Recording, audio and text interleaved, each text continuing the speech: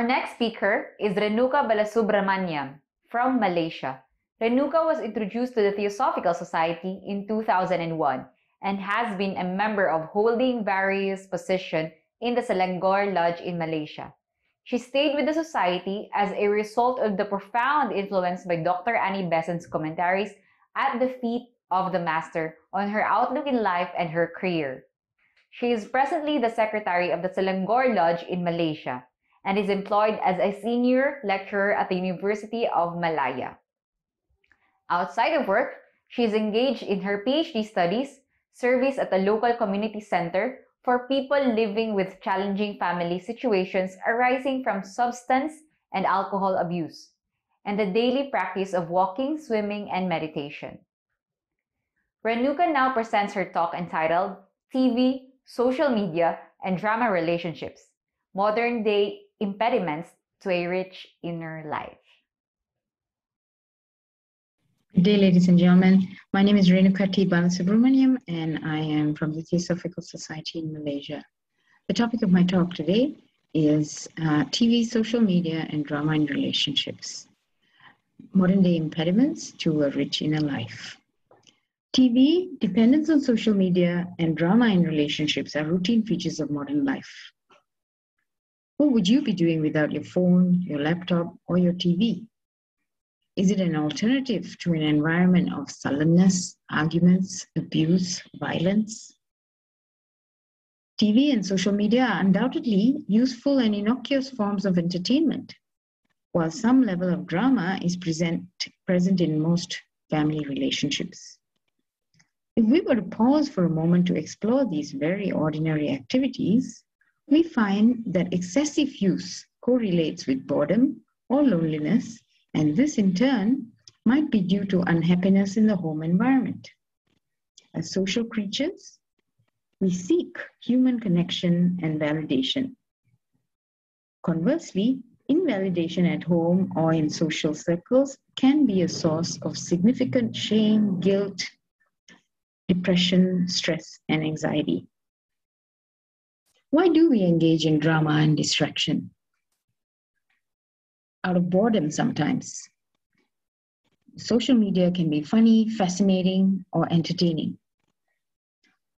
Often it's for educational reasons. The internet is a rich source of information. Thirdly, through social media, people may like me. I feel useful and validated.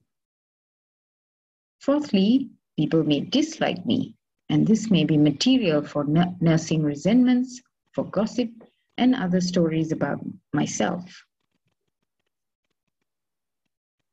Strong feelings such as depression, stress, and anxiety are linked to attention deficit hyperactivity disorder, ADHD. Now, who has it and how does it present? It is estimated that worldwide adult ADHD prevalence averaged 3.4%. However, these are only the recognized and diagnosed cases. ADHD presents risk factors for personality disorder, bipolar disorder, and obsessive compulsive disorder. Some of its symptoms include carelessness, lack of attention to detail, continually starting new tasks, and difficulty keeping quiet. These symptoms cause a repetition of the shame, guilt, stress, depression, and anxiety, which activated the behaviors in the first place. While those who suffer from dependence on these activities deeply regret their behavior after resolving to behave differently, they are unable to stop. Are there hidden forces, or has the behavior become compulsive? Some examples of symptoms that demonstrate the inability to stop are intense regret about behavior, having tried new strategies to stop and failed, denial about how extreme the behavior has become, justification for such behavior, and even deciding not to quit altogether, but merely to reduce engagement. What has in fact happened here is an addiction to chaos. The chemicals of adrenaline and cortisol have begun to present themselves. The impregnable hold these addictions have on its victims causes them to feel driven, as if under a spell, by many intense forces. One example is the energy of dominance, such as when they assume an egotistic persona and encroach on the boundaries of others, seeking to influence and control by criticizing and demanding that others behave as they consider appropriate. Another example is when they identify as victims, playing the starring role in a great tragedy. In both these situations, the individual fails to recognize the presence of a fantasy in which she or he is either all-powerful or all-powerless, or completely powerless. Other roles that can present themselves is playing the rescuer or playing the role of the persecutor. With repetition and habit, the force of compulsion intensifies. Furthermore, they seek to modify the difficult emotions that come from these compulsions with mood-altering behaviors using distractions such as technology or social media. Psychiatrists have shown that ADHD is underrecognized and underdiagnosed worldwide. Studies in adult patients have shown educational underachievement, difficulties with employment and relationships, and even criminal behavior.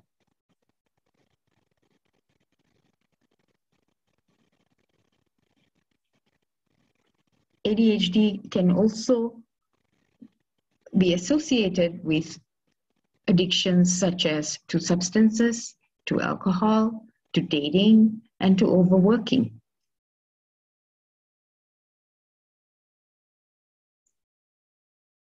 Psychiatrists consider it to be a neurobehavioral disease that is treated with medications such as Adderall. Now, is it possible to supplement this form of treatment or prevent the condition becoming chronic through the natural chemicals present in the body? Science tells us this is possible, and spiritual traditions have been adopting this method from time immemorial.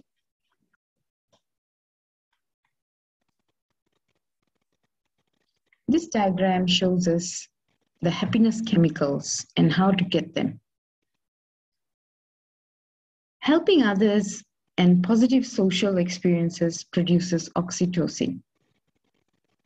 Mindfulness and nature walks produces serotonin. Exercising and listening to music produces endorphins. Accomplishing simple tasks and self-care produces dopamine. These findings have not only been scientifically proven, spiritual traditions have been advocating them. And today, self-help groups are applying these methodologies. In the recent past, there has been a proliferation of self-help groups based on the Oxford groups. These self-help groups support people afflicted with internet and technology addiction, such as TV, gaming, and social media. Their program of recovery incorporates all of these natural chemicals in a practical way. For people embroiled in difficult work or family relationships, groups such as Adult Children of Dysfunctional Families, Al-Anon, and Codependence Anonymous provide a safe space for talking about these difficulties, breaking the shame cycle and building healthier human relations. Common patterns of behavior that members of these groups identify with include intending to just briefly check their Facebook or Instagram feed, and then discovering that hours have passed with most of the time spent watching videos photos, memes, or humor that weren't related to what they intended. In most cases, internet and technology use contributes to the avoidance or abandonment of personal relationships, as its patients are unable to focus on anything other than internet and technology. This may sometimes result in financial or career problems and the collateral damage it causes to families. These programs of recovery aim to refute the myths its sufferers propagate about the negative effects of their activities. Central to the approach of these groups is the overcoming of denial and self-deception through misplaced resentments and through regular service to others in similar situations. It is arguable that this evidence-based data suggests recovery from ADHD in a secular way is possible. However, as for instance, the Sufi tradition teaches, service without devotion is like eating uncooked food. Alternatively, continuously surrendering pain and anxieties to a higher power is a central part of the new way of life proposed by these self-help groups. Additionally, reparation for past conduct and a daily practice of service and daily reflection is critical.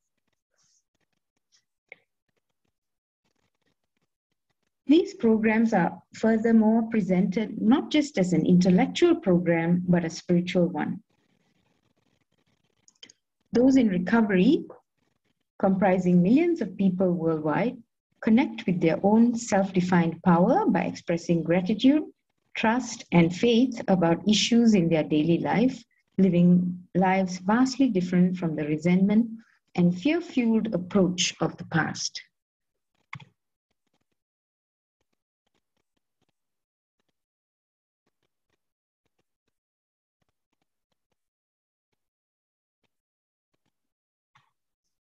Parallels to these practices of the self-help groups mentioned before can be seen in traditions such as the Yoga Sutras of Patanjali and Islamic Sufism. Patanjali's Sutra 1.2, Yoga's Chitta Vritti Nirodha, translates to yoga is the control of the mind. It advocates the practice of quieting the mind of the distractions and stresses of the world. Similarly, Sutra 113, Tatra Stitau Yatnobhyasa, translates to adopting a practice of choosing, applying the effort, and doing actions that bring tranquility. Sutra 2.1, Tapa Svadhye Yasvara Pranidanani Kriya Yoga, implores devotion and tapping into the creative source from which we emerge. Comparable to the practice of accomplishing little tasks is Sutra 232, Saucha Santosa Tapasvadyesvara Pranidinani Niyama. This translates to cleanliness and purity, an attitude of contentment, discipline, self-study, and reflection on sacred words, and an attitude of surrender. On the same themes, we have the Sufi mystics. Basic for the Sufi mystics was strict obedience to religious law and imitation of the Prophet. However, rigid introspection and mental struggle was key to purifying the baser self from even the smallest signs of selfishness, thus attaining ikhlas, absolute purity of intention and act. Tawakkal, trust in God, was sometimes practiced to such an extent that every thought of tomorrow was considered irreligious. In this talk, I have tried to show how secular and scientific knowledge can be combined with the wisdom of spiritual traditions to recover from modern psychological maladies. Indeed, science now shows how many of these spiritual practices are essential to a psychologically rich life, to be distinguished from a materially rich life. Shige Oishi and Erin Westgate define a psychologically rich life as one where novelty and/or complexity of the experience are accompanied by profound changes in perspective. These changes, consequently, may not necessarily be fun or enjoyable, but they are challenging and require an openness to experience. Happy and meaningful lives can, after all, sometimes be quite monotonous. In summary, it is possible to experience a psychologically rich inner life, free from boredom and compulsion, if we are willing to cultivate devotion through acts of faith and courage in a higher power. We need only begin by putting down our behavioral mood enhancers. And with that, I conclude my talk. I wish you all an enjoyable 146th Convention of Theosophy.